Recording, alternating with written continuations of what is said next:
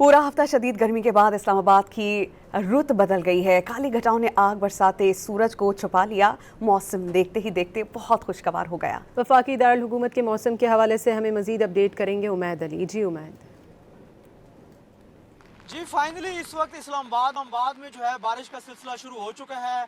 इस्लामाबाद में इस वक्त काली घटाएं जो है छा चुकी हैं और ठंडी यख जो है इस वक्त हवाएं इस्लामाबाद में चल रही हैं। महकमा मौसमियात और एनडीएमए ने इस हवाले से प्रेडिक्शन जारी की थी कि 1 जुलाई से 4 जुलाई तक जो है इस्लामाबाद में और मुल्क के मुख्तलिफ शहरों में जो है बारिशें होंगी और ये प्री मानसून और मानसून की बारिशें जो है इस वक्त उनका सिलसिला शुरू हो चुका है।